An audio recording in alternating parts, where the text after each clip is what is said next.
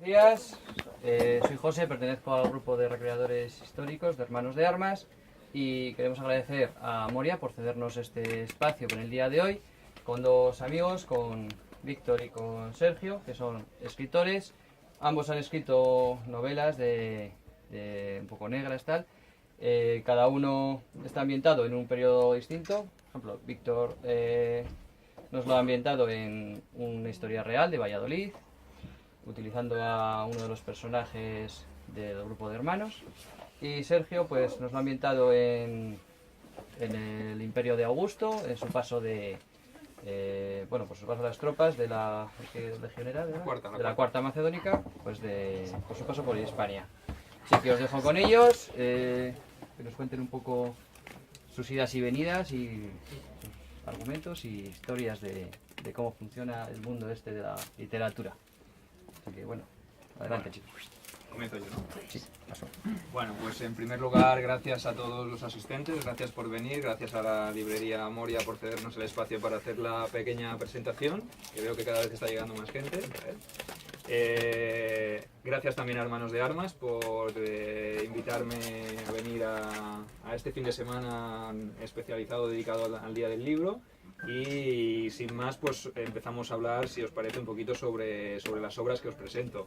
En primer lugar me presento yo, para los que no me conozcáis, soy Sergio Alejo, soy de Barcelona, soy historiador, especializado en mundo clásico, en mundo antiguo, especializado en mundo romano y mundo griego, sobre todo, que es lo que más me llama la atención, pese a que también puedo tocar alguna otra rama de la historia, como puede ser los pueblos o las civilizaciones del Oriente Próximo o las civilizaciones más germánicas o bárbaras, ¿no? Como les llamamos los romanos o los griegos, ¿no?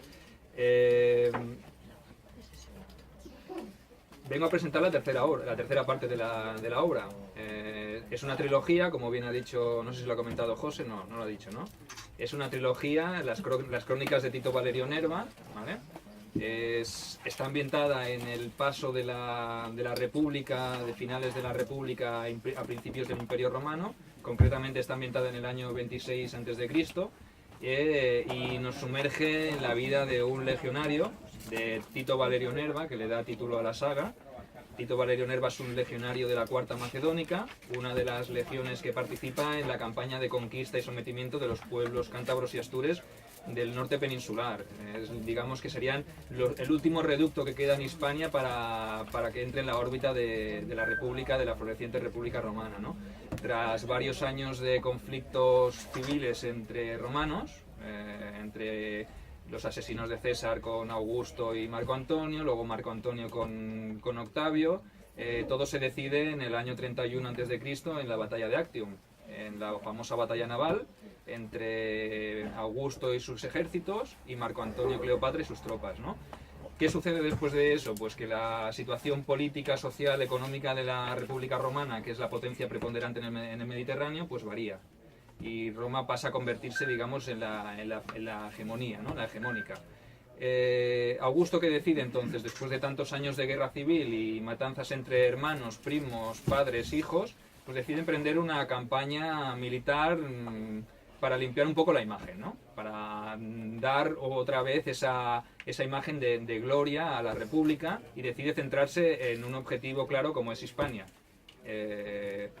No es solo una imagen propagandística, sino que también se debe un poquito a la riqueza mineral que tenía el norte peninsular, ¿no? Después de tantos años de guerra, digamos que las arcas del Estado romano quedan un poco exiguas, y que hay mejor que hacer una campaña de conquista donde tú puedas sacar un botín suculento, ¿no?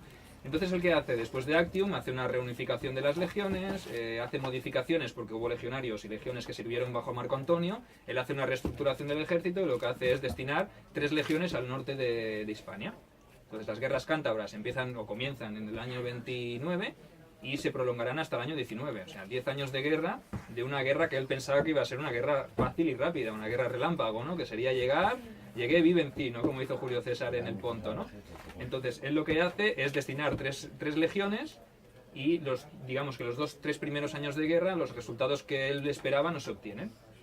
Y decide él mismo encabezar el siguiente año de guerra, en el año 26. Con esto nos plantamos en el 26 y nos plantamos en que la Cuarta Macedónica es una de esas legiones que viene a reforzar las ya existentes. Y aquí aparece Tito Valerio Nerva, un soldado de una trayectoria de 5 años, podríamos decir que ya podría ser ciertamente un veterano. 5 años en una legión romana pues son muchos, ¿no? Has tenido, digamos, muchas posibilidades de morir en combate y, por cierto, eso le da cierta veteranía, ¿no? Entonces llega Tito Valerio a la península ibérica con sus compañeros y acampan en las afueras de Tarraco. Tarraco es el punto neurálgico, en ese momento es, digamos, una de las ciudades más importantes como puerto marítimo y como punto de comercio, y se convertirá en la capital de la provincia, de la futura provincia de la Tarraconensis, ¿no? De momento pertenece a la Hispania Quiterior, ¿no? En este momento es cuando Tarraco empieza a florecer. Augusto le da mucha importancia a la ciudad de Tarraco, hace una renovación arquitectónica, le otorga un estatus que no tenía hasta ese momento, ¿no? Entonces la legión acampa en las afueras de Tarraco, esperando a ser movilizada para desplazarse hacia el frente, hacia Sequísamo, el actual Sásamo, en Burgos. ¿Y qué sucede? Aquí es donde empieza un poquito la trama, digamos, de novela negra, ¿no? Porque la novela es una novela histórica con sus tintes de acción, de guerra, de combate, de tema histórico y todo, pero decidí en su momento hacerle o darle un tinte un poquito de novela negra, de novela de misterio, crear una especie de trama que atrapase un poquito más al lector, que se saliese un poco de la normalidad, ¿no? Yo pienso que la fusión de géneros es bastante importante y la novela histórica pues calza muy bien con la novela negra, ¿no? Como es el caso también de Víctor, que también lo hace en su obra, ¿no? Que vemos que es un filón bastante importante, ¿no? Entonces sucede una cosa muy extraña y dentro del campamento de la legión, cosa que me diréis, pues si un campamento legionario romano estaba muy bien protegido, muy bien vigilado, sí, supongo que en zona hostil sí, a lo mejor en la zona que estaban los aliados, pues en una zona amiga, pues tampoco las medidas de seguridad no serían tan elevadas. Pues ¿qué sucede? Que en Misiva de Sangre, que es la primera parte, uno de los funcionarios que trabajan para la legión, pues desaparece en unas condiciones o circunstancias un poco extrañas.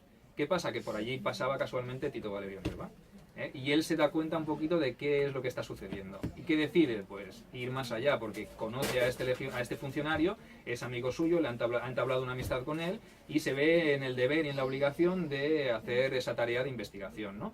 Lo más parecido a un policía de su época, pues un legionario romano. Él tendrá que, en compañía de su optio y de otro compañero de la legión, pues se verá en la tesitura de tener que investigar esta trama o esta oscura trama, y le conducirá hasta la ciudad de Tarraco y se sumergirá pues en las callejuelas más oscuras, se juntará con los personajes más siniestros y malvados del momento y se verá sumido en una situación un poco crítica, ¿no? Todo esto compaginado con la vida del legionario, claro. Que no es que nos ciñamos solo a la trama de negra, sino que todo se desarrolla en paralelo, ¿no? La novela en sí, apta para todos los públicos en el sentido de que no está hecha simplemente para gente que sea especializada en historia y en historia antigua. Es una novela muy dinámica, muy fácil de leer, muy rápida, muy ágil. Sobre todo esto es lo que me ha comentado la gente que se la ha leído, que es importante. Va acompañada por notas a pie de página y por un glosario final para que la gente que no es especializada en el tema pueda saber cuáles son los conceptos más básicos y más elementales, ¿no? Por ejemplo, como podía ser la panoplia que porta aquí nuestro legionario, que es un sputum, que es un gladius, que es una lórica. La lórica es la lórica mata, es la armadura de malla que lleva aquí el legionario. Y yo lo que hago es hacer un poquito una explicación sobre estos conceptos, ¿no? Para que el lector no se pierda en ningún momento.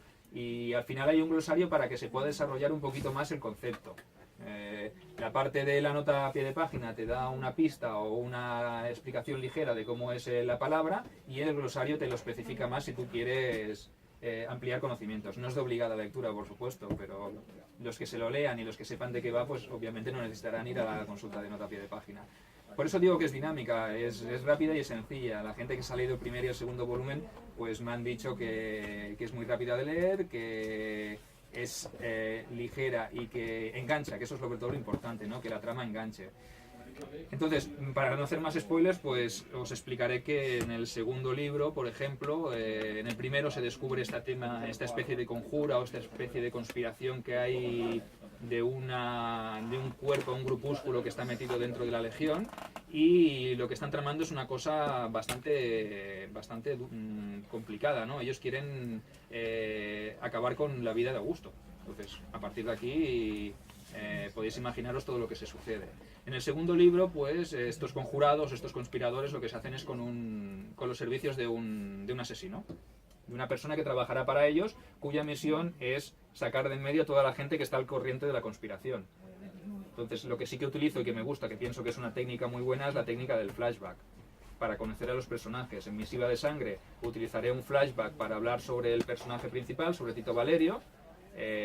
Os llevaré al año 31 a.C., en sus inicios, en la batalla de Actium, y os podréis poner como lectores en la piel de un legionario, en la cubierta de un navío de guerra, de un trireme, en una de las batallas más relevantes y más importantes, batalla marítima, del mundo antiguo, como fue la batalla de Actium, ¿no? En el segundo libro haré también una especie de flashback. En este caso he optado por hacer dos, para que conozcáis a dos personajes. Uno de ellos es el centurión al mando de la centuria de Tito Valerio, que es Publio Salonio, y este señor pues también tuvo su episodio, su momento, unos años antes, en un asalto a una fortaleza en la región de Iliria, ¿vale? Y aquí os explicaré cómo se ganó él los galones o el ascenso a la categoría de centurión, y hablaremos un poquito también, o hablo también un poquito sobre el personaje oscuro, este asesino que es la contrapartida o el enemigo acérrimo de Tito Valerio, ¿no? Que serán como el yin y el yang, ¿no? Como el día y la noche, son los contrapuntos, ¿no? En este segundo libro ya la trama ya va más fluida, porque no hay que ambientarla en un contexto histórico, no hay que presentar personajes, pese que van apareciendo personajes nuevos, pero sí que os daréis cuenta que le doy un poquito más de importancia a este personaje, ¿no? Empiezan a coger un cariz más importante y más relevante en la historia, ¿no? El segundo libro tampoco os voy a hacer mucho spoiler, pero sí que la trama continúa y las cosas se complican. Y como no podía ser de otra manera, pues os he hecho otro tercer libro, y os dejo, en el primero os dejo con las ganas, en el segundo también, y en el tercero resuelvo la historia, que eso ya es, digamos, la historia da para mucho, la podríamos haber alargado muchísimo más, pero pienso que 3 libros es un buen número y que realmente la historia también lo demanda, ¿no? Porque es lo que decíamos, cuando hacemos o creamos personajes, ellos mismos también te están llevando por el camino, ¿no? Y te están diciendo, oye, haz para allá, o hazlo aquí, haz que pase esto así, o si nos tuviéramos que decir, supongo que Víctor estará de acuerdo conmigo, cuando tú haces una trama o una historia, a lo mejor podrías hacer miles de tramas o miles de subtramas, ¿no? Lo que pasa es que hay que centrarse para acabar el libro.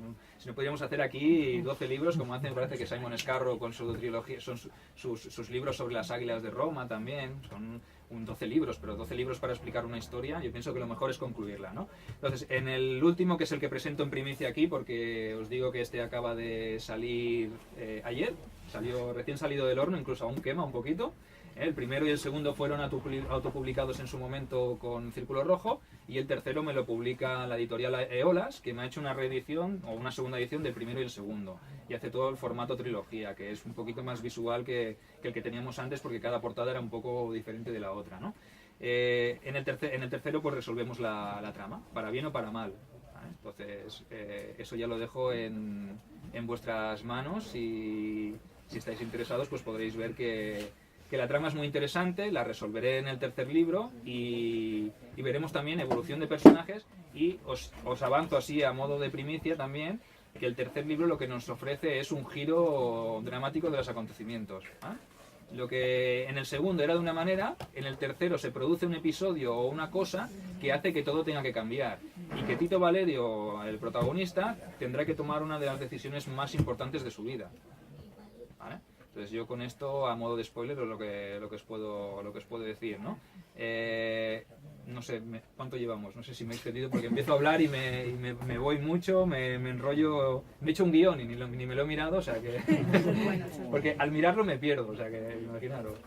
No sé, más que nada para que veáis aquí que tenemos un legionario, pues más que nada para los que no seáis neófitos en el tema de la cultura romana, pues este tipo de legionario es un legionario de la época republicana, ¿vale? De la época republicana, que es la que trato yo en mi novela. Veis que la armadura que lleva, o la protección, la lórica mata que lleva, es una armadura de malla, todavía no se habían inventado, no se habían construido las segmentatas, que eran las armaduras estas de chapa que estamos acostumbrados a ver en las películas y que es de época imperial. Y él os puede sacar el Gladius para que lo veáis, que es la espada que utilizaban. Una espada corta que estaba preparada para pinchar, no para cortar, sino que para pinchar y para... Haces una demostración, hombre, cómo se pincha.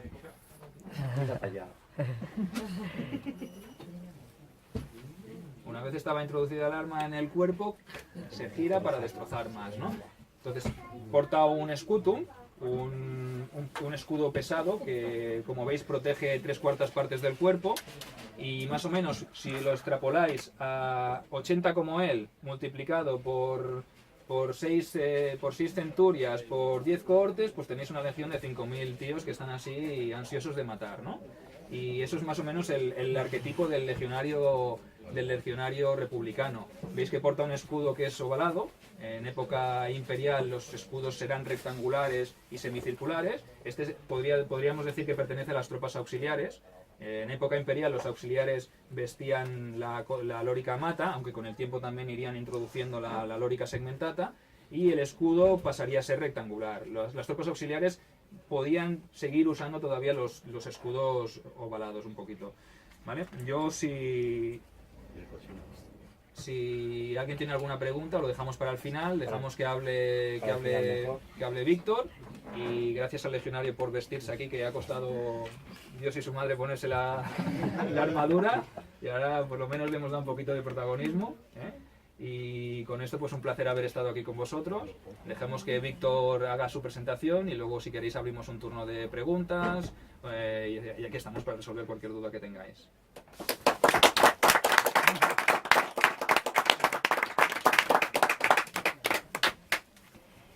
Bueno, buenas tardes ya por la hora que es.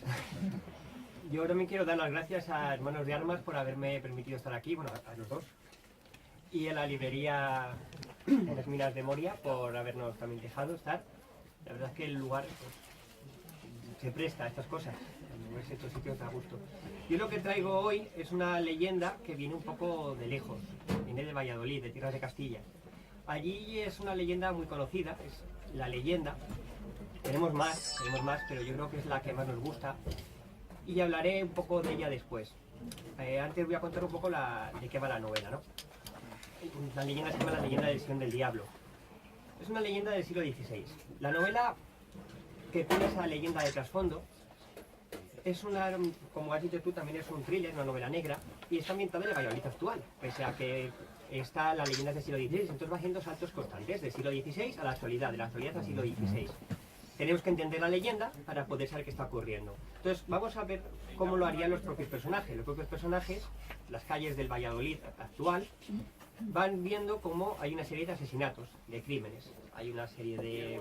hay dos policías, o hay una directora de un museo donde hay un sillón, el sillón del diablo, entre otra serie de piezas, y empiezan a ver cómo una serie de personas van siendo asesinadas o van desapareciendo. Hay unos sospechosos, puede ser esta persona, puede ser esta otra, el lector va a ir saltando, va a ir pensando, no, se trata de este otro. Y desde luego lo que no vamos a entender casi hasta el final es qué está ocurriendo, por qué están sucediendo esos asesinatos. Al final, cuando lo entendemos, descubrimos la vinculación, descubrimos que todo lo que está sucediendo en el libro, todos los asesinatos, los crímenes, todo lo que está pasando, la relación que tiene es con una leyenda del siglo XVI, como me está contando.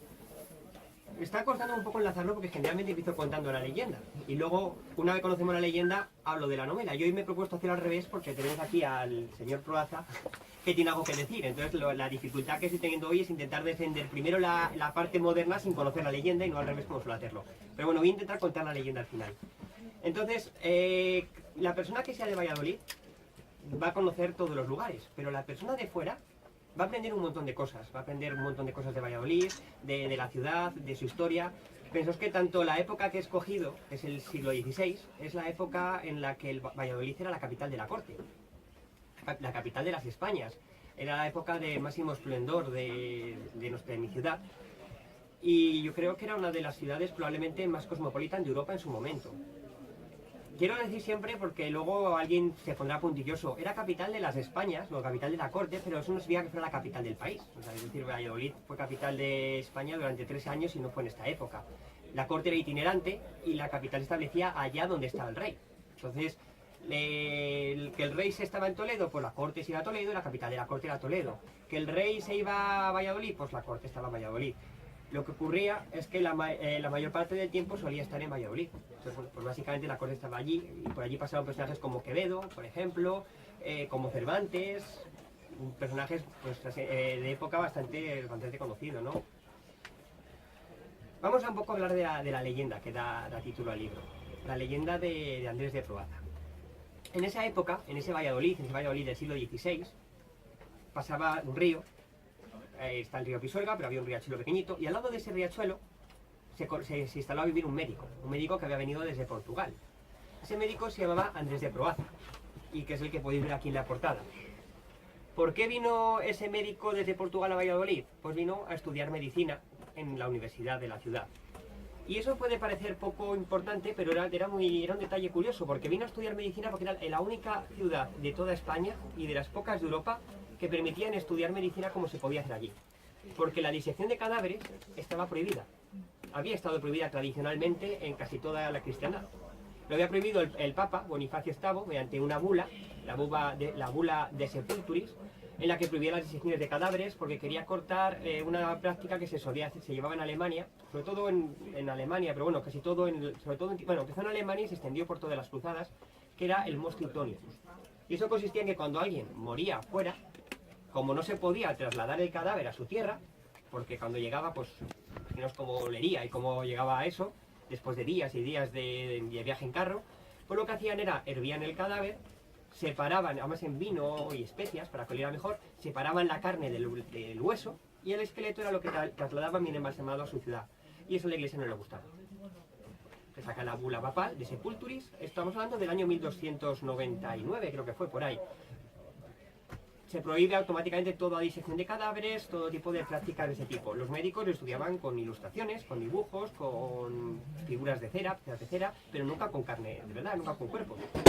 Entonces llega un médico de Granada, Alonso de Guevara, que había estado estudiando en Italia y le propone al rey Carlos I, el rey Austria, crear una cátedra de anatomía en la que se pudiera diseccionar cadáveres. Llega Carlos I y le dice, de acuerdo, te doy 3 ciudades. Puedes elegir la Universidad de Alcalá, la Universidad de Salamanca o la Universidad de Valladolid. Y este eligió el último. Entonces en ese momento toda la élite de medicina de toda España y mucha gente incluso de Europa vino a estudiar a Valladolid medicina. Y entre ellas pues vino este médico, Andrés de Proaza, que se alojó en una casita al lado de un río, donde el río es importante, y que estaba muy cerquita de la Facultad de Medicina. Al poco tiempo desaparece un niño, de 10 años. La gente empieza a buscar al niño por todos los lados y no aparece. Y entonces los vecinos empiezan a comentar que es que el médico ese granadino, el médico portugués que había venido a estudiar medicina,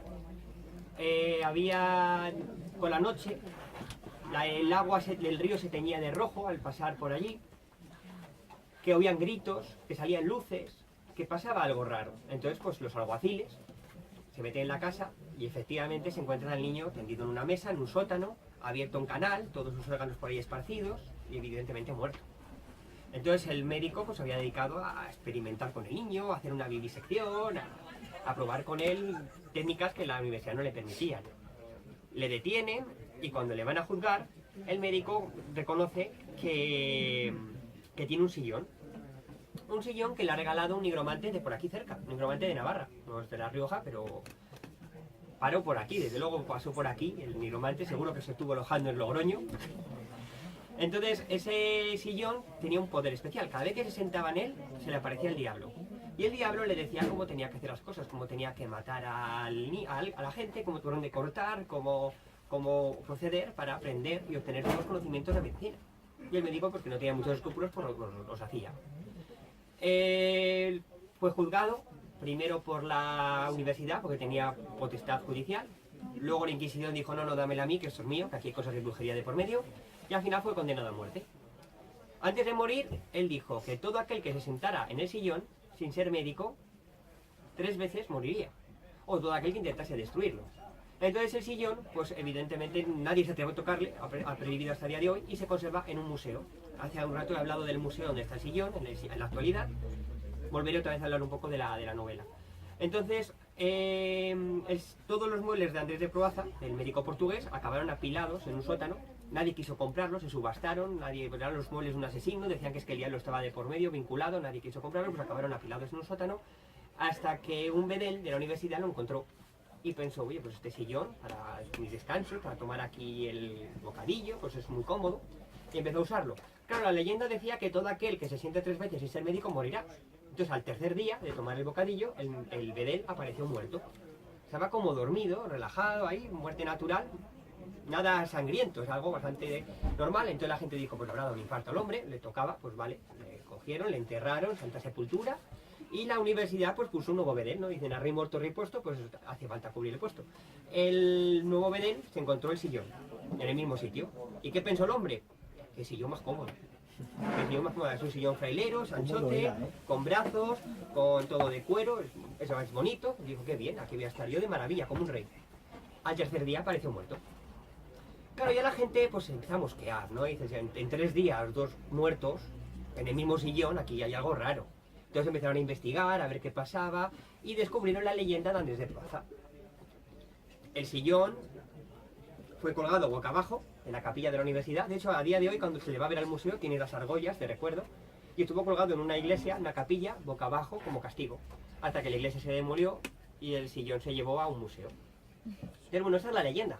Esa es la leyenda en la que me baso para construir el sillón del diablo y para construir la novela. Entonces ahora volvemos a la novela y lo que os decía, en la actualidad alguien está empeñado en rememorar esos crímenes, en seguir los pasos de Andrés de Proaza y en todo el terror que se causó en el siglo XVI trasladarlo al siglo XXI. Y es que además son asesinatos casi rituales, uno a uno, que Andrés de Proaza cometió un asesinato X, pues este asesino repite ese asesinato. Pero para poder saberlo, pues claro, los policías tienen que empezar una investigación, descubrir, ir conociendo la leyenda, y mientras los policías la van conociendo, el lector también. ¿Cómo? Mediante constantes flashbacks en los que vamos retrocediendo al siglo XVI, viendo cómo es el día a día en el Valladolid de la corte, y enlazando unas cosas con otras. Entonces, bueno, pues el lector va a ir saltando. No sé si aquí Andrés de Proaza tiene cara un poco lánguida. No sé si está de acuerdo con lo que acabo de contar. No estoy muy de acuerdo con vos, pues estáis contando cosas que no deberíais de contar. ¿Qué he contado? En primer lugar, nunca fue un asesino. ¿Cómo calificas lo que pasó con el niño? Un experimento para la humanidad. Un experimento para la humanidad, ahí cogiendo los órganos del pobre chaval. Vos, en vuestra época, experimentáis con animales. Yo experimentaba con animales. Con gatos, perros, que estaban en Valladolid del siglo XV-XVI. En aquella época era muy difícil para mí, siendo judío, estar en la universidad, en las universidades. Pero algo se me truncó en el camino. Un sillón que me daba la vida. Lo que la universidad me negó, el sillón me lo dio. Pero un favor, que no lo voy a nombrar, porque se me pone la carne de gallina, pensar que esa promesa que le hice no fue concedida. ¿No recordáis? No sé de qué me hablas. Entonces, yo para mayor premio de la voz que me aconsejaba, Hablas del diablo, creo. por supuesto, escogí una criatura de 10 años, lánguida, mal encajada y un poco tullida, con un fin: hacerle la trepanación, sin sufrimiento, abrirle en canal. Todavía sigo recordando lo que me decía el diablo. ¿Conseguirás la sabiduría de la medicina? Te concederé la mayor de las virtudes con una sola razón: que me sigas en mis consejos. Esa noche Llamaron a la puerta a la Santa Inquisición. Ya veis, al crío sentado en una silla, gritando, llorando. Imaginaos, el dolor impenetrable. Pero vos me habéis convertido en un asesino, ¿Qué es lo que sois? en un monstruo. ¿Acaso no son monstruos ahora toda la gente que experimenta con niños? ¿Quién experimenta con niños, Andrés? Los médicos hoy en día utilizan animalillos. Los utilicé yo por primera vez. Vos en vuestras páginas decís que fui el peor de los criminales. ¿Por qué? ¿No está bien soportar, experimentar con una sola persona para salvar a toda una humanidad? En mi época la peste era una de las mayores enfermedades. Yo quise sanar, no me dejaron. Guevara, como vos decís, fue un buen médico. ¿Pero y qué? Me echó de la universidad por ser judío, porque por mi sangre corría otras virtudes, salvar almas. Y vos, junto con la Inquisición, quemasteis mi alma. No quemé nada, yo solo lo conté. Pero escrito está.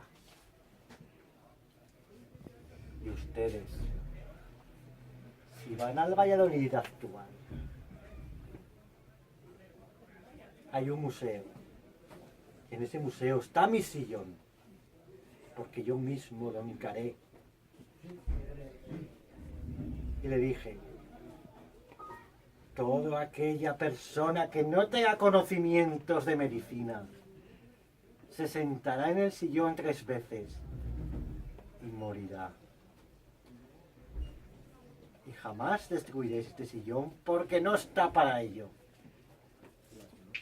Ese crío me suena.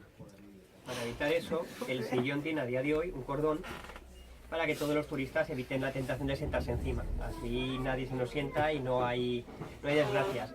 Ahora, cuando llegue el turno de preguntas, yo os hago la pregunta a vosotros, que reflexionéis y os digo, si tuvieseis el sillón delante, ¿os sentaríais? Si tuvieseis la ocasión, si pudieseis, ¿os atreveríais a sentaros?